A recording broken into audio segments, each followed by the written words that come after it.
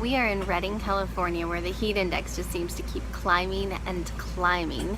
They tell us it can get up to 120 degrees here, and it's already been over 110, 112. We're just waiting for Josh's contract to end, and then we're going to be leaving. But this is just kind of part of the adventure we're on, is learning how to survive in some of these different climates, especially while living in our camper. So I'm going to go over just some things that you can do to stay cool or cool-ish in your camper or tiny house or whatever you have without spending any extra money. It isn't worth it to us to invest a lot of money into the cooling process of our camper because we aren't going to be here very long. So these are just some free tips on what you can do to help stay cool in your camper. So some of the things that we are doing to try and get by in the heat is, of course, get out of the house. Yesterday we went to the mall. We have our clubhouse, and there are other places that you can go. There's the pool, and other things that can be done to kind of get out of the house. That isn't a solution for us because Josh has to stay home and sleep. And if I leave, I have to make sure the house stays cool because he can be sleeping and the temperature just rises so quickly that, well, one, he just wouldn't have a very restful sleep. He can get up and try and take care of it, but it's better if I can just be home and kind of keep the camper cool.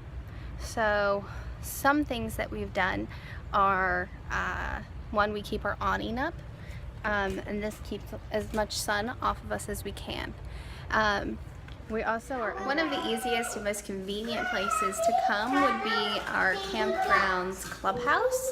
It's air conditioned, 77 degrees in here, which is over 10 degrees cooler than our camper right now. And they have books. We just donated a bunch of kids' books. There's a TV. And then a little kitchenette and a restroom, and it's just a nice little space to get out of our camper, and it's like an extension to your living room when you're living in your camper full time. So a really good, convenient, free option to escaping the heat when you're living in a camper. The thing that you don't want to do when it's this hot out is cook inside your camper, and I always cook. So what you'll find is most people who are used to the heat and live in their campers know this, and they cook outside. So of course we have a grill, we can grill out. I put the crock pot out, and it just, again, keeps the heat outside. And other people have like convection ovens that they keep outside, and they do all of their cooking outside. Inside of our camper now, we have decided that we just can't use our whole camper right now. So we have a 30-foot camper. We've cut off about 10 feet of that at least that we are not trying to cool, so that we can just keep maybe this 20 feet or so cool and focus on that.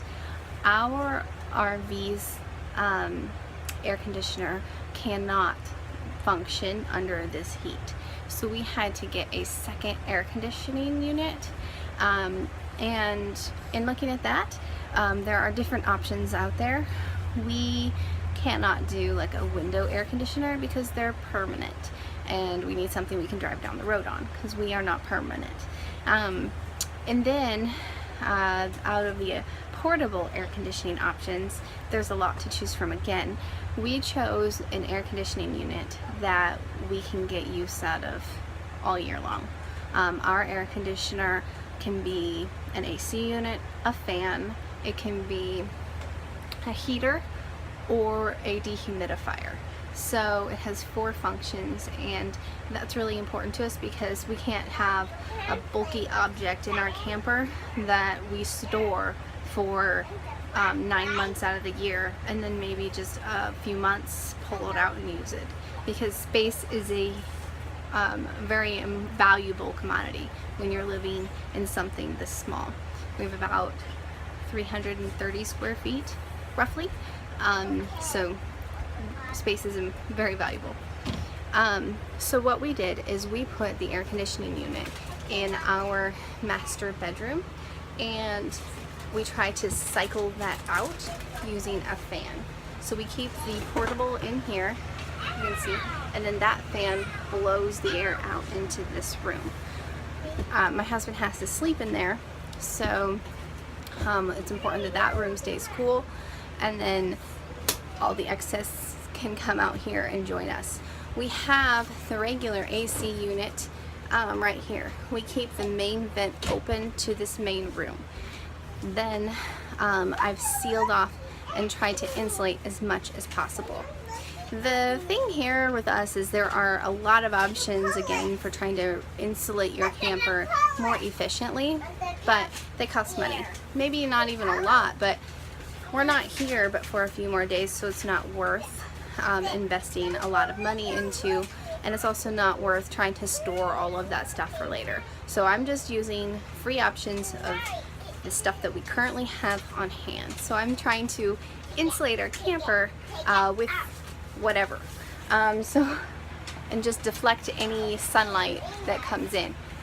So here I have some things blocking this light from coming in, and the sunlight and the heat, and just trying to insulate windows specifically a little better. We have a vent under here, and I can just, when I just put my hand there, I can feel the heat penetrating through. When it's getting to like 115 degrees outside, you can feel it. So I have stuffed towels, and let's see if you can see it, like other cloth items, just stuffed them up into the vent to help prevent heat from coming in and our air conditioning from going out. Our windows are barricaded with towels and blankets and sheets and anything we can find. The air conditioner itself works really well, but the tubing that it has, it has to be vented outside. So then we've put foam, covered the window, and then it has this tubing, which is a little hard to see.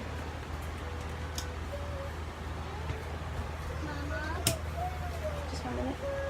So we have this tubing here that I have covered, because you can feel the heat coming from the air conditioner, and that heat kind of just penetrating through the tubing and going into the camper. So I've tried to insulate the tubing and then completely cover the window for any cracks, because the window is actually open.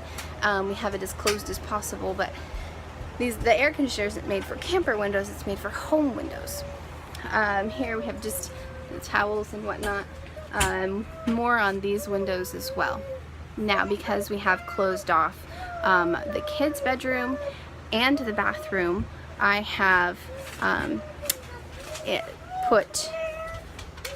I keep the doors closed,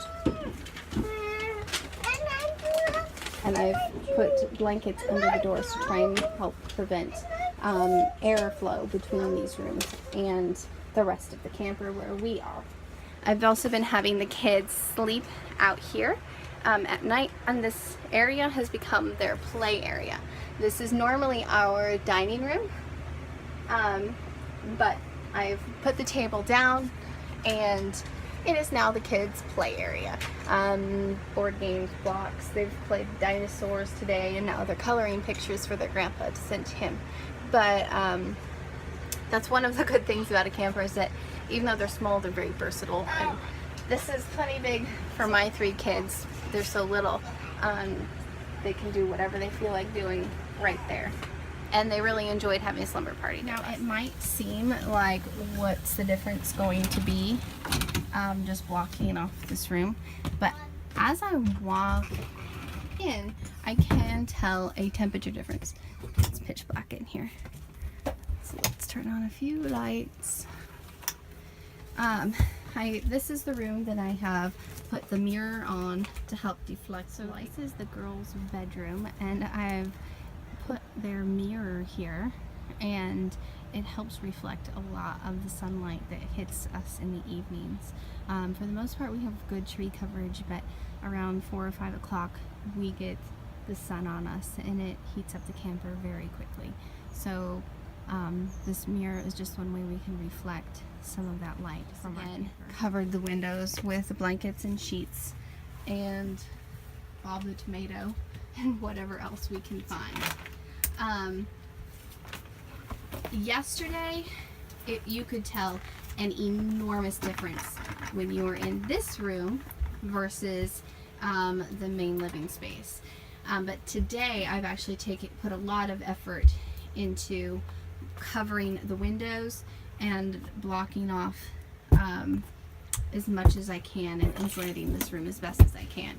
And it is way cooler in here than it was yesterday.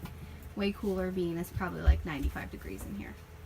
But the bathroom is not insulated. I've blocked it off. And yesterday night, it was over 100 degrees in here while we were trying to maintain 85 degrees in the house. But we have our thermostat set today at 90 degrees. Just to try not to blow a fuse, because we already blew the fuse once today with me keeping it at 85. So I went ahead and turned it up, and hopefully it's enough to keep it somewhat of a consistent temperature. 90 degrees in our camper is still over 20 degrees cooler than it is outside, so that's still good for us. Mommy, may I eat it? Maybe we watch a movie. In a little while. The movie we just So another thing we have to be careful and cautious of is how much electricity we're using. The camper, I need to close this room back off. The camper, just trying to run the air conditioner is already too much for it. So we try to keep off as many lights as possible. And when I blew the fuse this morning, I was doing the dishes after breakfast. And our hot water heater is right now on electric. So we could switch it to gas, but I haven't switched it over to gas yet. So I could switch our hot water heater over to propane, but again, that's heat in the camper. So one trick is also try not to use your hot water.